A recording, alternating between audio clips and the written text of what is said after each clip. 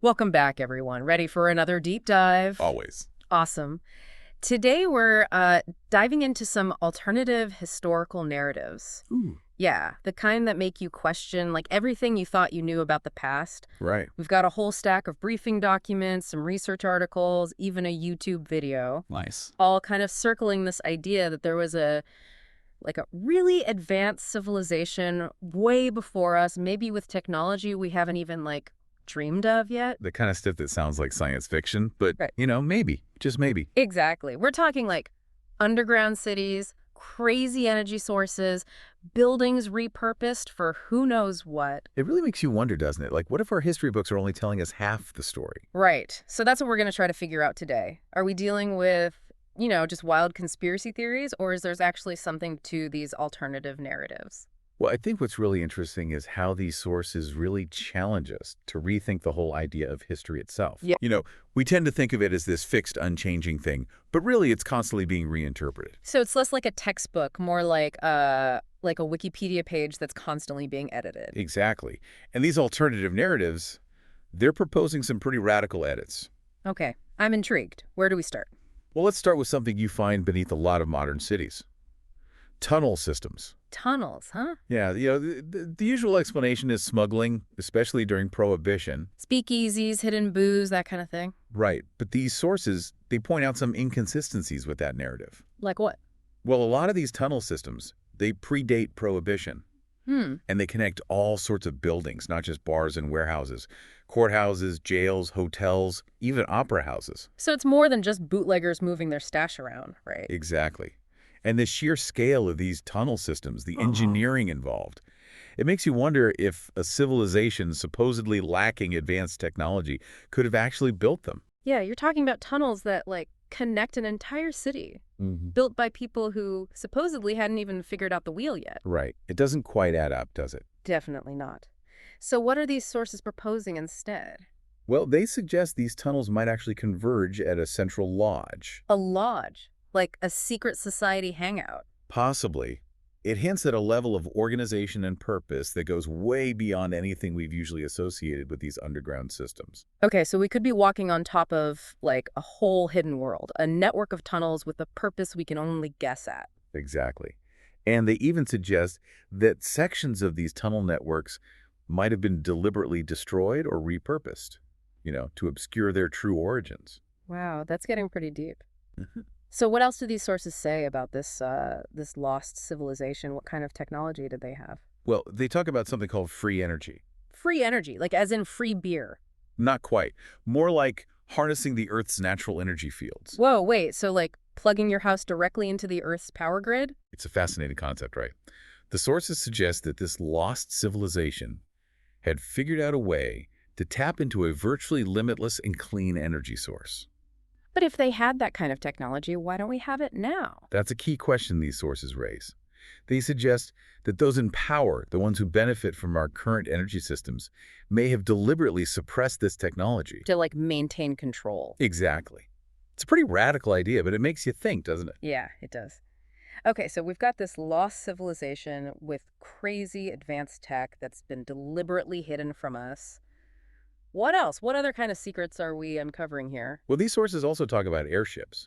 And not just like hot air balloons, we're talking massive, luxurious airships. Think like flying hotels. Airships, huh? Interesting. Yeah, they suggest that airships were a widespread mode of transportation before airplanes. Well, what about the Hindenburg?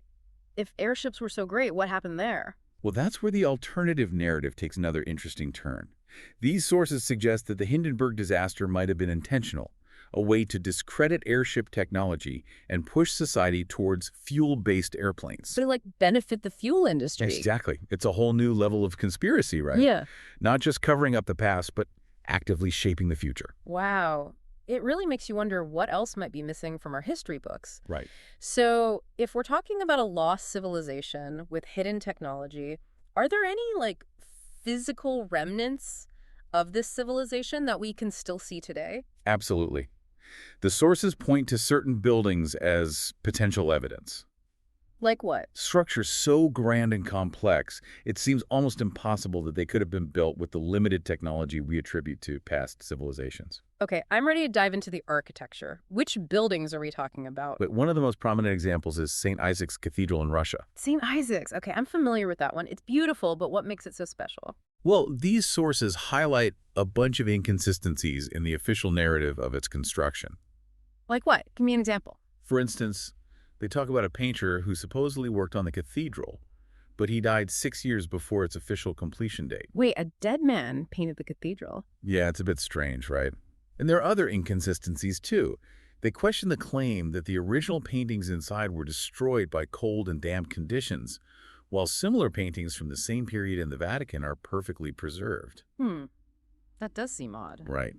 And they even raised doubts about the explanation that the dome was painted gray during World War II to avoid enemy aircraft. All these little details, when you put them together, they suggest a deliberate attempt to, obscure the true history of St. Isaac's. So St. Isaac's is more than just a beautiful building. It's potentially a cover-up. A piece of this lost civilization hiding in plain sight. I'm hooked. Tell me more about this architectural mystery. And what's really interesting is this idea that St. Isaac's might be way bigger than what we see above ground. Bigger. Like there's more to it than meets the eye. Exactly. The sources talk about a basement level, supposedly filled with all kinds of hidden valuables. Whoa. A secret treasure trove under one of the most famous cathedrals in the world. That's like something out of an Indiana Jones movie. Right. And they hint at the possibility of a whole tunnel system connected to the cathedral, too. So it's like we're only seeing the tip of the iceberg, and there's this whole other potentially ancient structure hidden beneath. Exactly. And it's not just St. Isaac's. These sources take us all over the globe, highlighting specific places where this alternative narrative seems to, manifest in the architecture. Okay, like where? Give me some examples. Well, they talk about Oshkosh, Wisconsin. Oshkosh, Wisconsin. Never heard of it. Yeah, it's this small town, but according to these sources, it's like a hotbed of alternative history. What kind of stuff are we talking about? They claim there are tunnel systems there, old-world buildings, even griffin structures, all pointing to the existence of this advanced civilization. Hold on, Griffins. Like the mythical creatures, lion body, eagle head, what are those doing in Wisconsin? Right.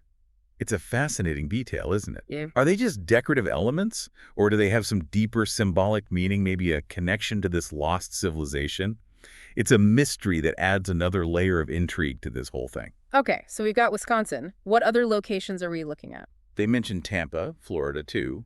Specifically, the Ybor City tunnels. The Ybor City tunnels, yeah. I've heard of those. Aren't they supposed to be from, like, the Prohibition era? That's the usual explanation, yeah, smuggling tunnels for alcohol. But these sources, they reinterpret them as remnants of a much older and more sophisticated network, possibly linked to this advanced civilization. So, like, instead of hiding booze, they were hiding what? That's the million-dollar question, isn't it? It's almost like a global treasure hunt, with clues scattered across different continents waiting to be pieced together. So you're saying that all over the world, right under our feet, there could be evidence of this lost civilization? That's amazing. I'm starting to see why people get so obsessed with this kind of stuff. It's like a real-life mystery novel. But let's go back to St. Isaac's for a second. The sources really seem to focus on that one. What else did they say about it? Well, they dug a little deeper into those inconsistencies surrounding the official story of its construction. Right, like that painter who supposedly died before the cathedral was even finished. Exactly. His name was Karl Brieloff. The sources make a big deal about his death date, how it doesn't line up with the official timeline. Yeah, it's like, how can a dead man paint a cathedral? Right. And then there's the whole thing about the original paintings inside. The official story is that they were destroyed by cold and damp conditions, but the sources point out that similar paintings from the same period in the Vatican are perfectly fine.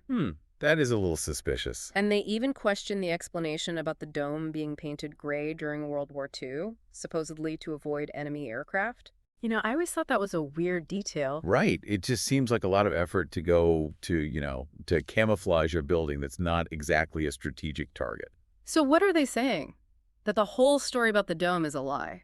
Well, they don't come right out and say that, but they definitely imply that there's more to the story than we're being told. Okay. And when you combine that with all the other inconsistencies, the painter dying early, the paintings being supposedly destroyed, it starts to paint a picture, so to speak, of a deliberate attempt to cover something up. To hide the true history of St. Isaac's. Exactly. Okay, so if these sources are questioning the official story about who built St. Isaac's, What are they proposing instead?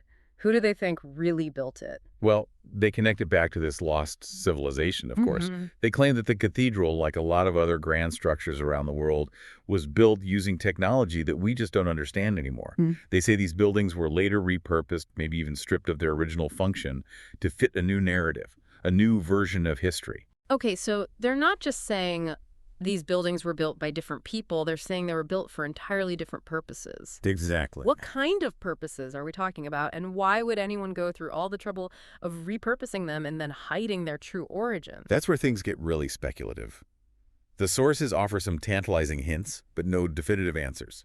They talk about energy generation, healing, communication, even connection to other dimensions or realms of existence. Whoa, other dimensions. Now we're really getting out there. I know, right? It's a lot to wrap your head around. As for why anyone would want to hide this stuff, well, that gets to the heart of this whole alternative history thing. The idea that there are powerful forces at play who benefit from keeping this knowledge hidden, who want to control the narrative and shape our understanding of the past. Okay, so we've got a hidden history, advanced technology, and a possible conspiracy to keep it all under wraps. But let's go back to the physical evidence for a minute. Are there any other structures besides St. Isaac's that these sources point to? Oh, absolutely. They mentioned the 1905 American Pacific Exposition and Oriental Fair in Portland, Oregon. Portland, Oregon. What was so special about that? Well, according to these sources, the fair featured airships, showcasing their potential as a viable mode of transportation. They even mentioned a country called Caucasia being present at the fair. Caucasia. I've never heard of that country. Yeah, and that's the weird thing is like this country has just vanished from our current historical timeline. A missing country. Okay, now this is getting into some serious X-Files territory. What else happened at this fair that's so intriguing? Well, they also highlight the demolition of the old city hall in Portland after only 63 years. The official reason was considered outdated. Outdated after 63 years. We're struggling to maintain buildings that are over a century old, and they're tearing down perfectly good structures after a few decades. It does make you wonder, what other examples did they give of this kind of historical erasure? They talk about Barbaria, which was this landmass mentioned on old maps, but is completely absent from our modern understanding of geography. Barbaria, like a whole continent just disappeared. That's insane. Are there any theories about what happened to it? The sources don't offer any specifics, but they imply that this missing landmass is further evidence of a deliberate manipulation of history, a reshaping of geography to fit a particular narrative. And it's not just land masses that have disappeared, but entire events and technologies. Okay, this is all starting to sound a little overwhelming. We've got missing continents, erased technologies, buildings with hidden purposes. Where do we even begin to make sense of all this? Well, it's important to remember that we're dealing with alternative theories here, interpretations that challenge the accepted narrative. But even if we take these claims with a grain of salt, they force us to ask some important questions. Who controls the narrative of history? What information has been deliberately omitted or manipulated? And why? Those are great questions. And I have to admit, the more we delve into this, the more I'm starting to question everything I thought I knew about history. What else do these sources highlight that might challenge our understanding of the past? Well, they bring up a rather unsettling aspect of early 20th century exhibitions and fairs.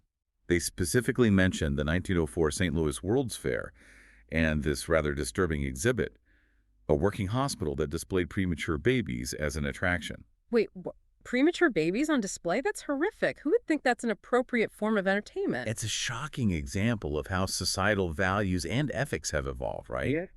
But the sources go beyond simply condemning the exhibit. They question the overall purpose of these fairs, suggesting that they might have had a darker side that's been largely ignored. What kind of darker side are we talking about? They propose a link between these exhibits and the influx of immigrants through Ellis Island, which began in 1892.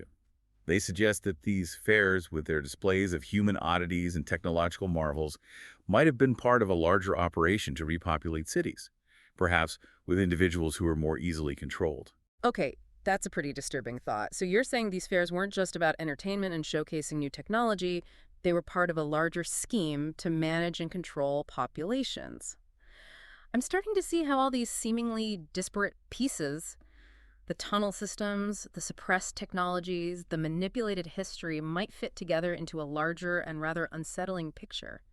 Is there anything else in these sources that might help us understand what's going on? They offer one final piece of the puzzle, something that ties back to the tunnel systems we discussed earlier. Remember that concept of the lodge, that central point where the tunnels supposedly converge? Well, they suggest that this lodge may have been more than just a physical location. It might represent a central hub of knowledge and power, the heart of this lost civilization. So like a hidden control center, a place where all the secrets were kept. What kind of secrets are we talking about? Well, the sources are kind of vague on the specifics, but they hint at knowledge of advanced technologies, alternative forms of energy, maybe even a deeper understanding of, like, human consciousness and the nature of reality. Whoa, okay, now we're getting really deep. So this lodge was like a, what, a repository of forbidden knowledge? Yeah, something like that. They suggest this knowledge was preserved and maybe even passed down to select individuals, even after the collapse of this lost civilization. Okay, now I'm picturing like a secret society meeting in the shadows guarding this ancient wisdom. It's all very Dan Brown, isn't it? But let's step back for a minute and consider what we've talked about today. We've gone from underground tunnels to suppressed technologies, from missing continents to manipulated history. It's a lot to take in. It really is. And I imagine some of our listeners might be feeling a bit overwhelmed right now. Like, where do we even begin to make sense of all this? Right. It's a lot to process. These alternative narratives, they challenge our whole understanding of the world. They force us to question what we thought we knew and confront the possibility that there's a lot more going on behind the scenes than we realize. So where do we go from here? How do we, like, make sense of all this information? Should we start digging for tunnels in our backyards? Huh. I wouldn't recommend that just yet. But I think the most important takeaway from all of this is the importance of critical thinking. Critical thinking, yeah. These sources, whether we agree with their conclusions or not, they encourage us to question the narratives we're given, to seek out multiple perspectives, and to be open to the possibility that there's more to history than what's presented in textbooks and official accounts. So you're saying we shouldn't blindly accept everything we're told? We should approach information with a healthy dose of skepticism. Exactly. And that goes for everything, not just history. The news we consume, the stories we're told, even the assumptions we hold about the world. It's about being curious, asking questions, and looking for evidence to support or challenge what we're being told. That's great advice. So even if we don't buy into every detail of these alternative narratives, they can still serve as a valuable reminder to stay curious, to question everything, and to never stop exploring. Absolutely. And who knows, maybe in the process of exploring, we'll uncover some hidden truths about ourselves and the world around us. I like that. Well, I think that's a fantastic note to end on. Thank you for joining us on this deep dive into the world of alternative history. We've explored some pretty mind-bending ideas today, and I hope it's inspired you to look at the world with a fresh perspective. Remember, the past is never truly settled, and there's always more to discover. Keep questioning, keep exploring, and keep diving deep.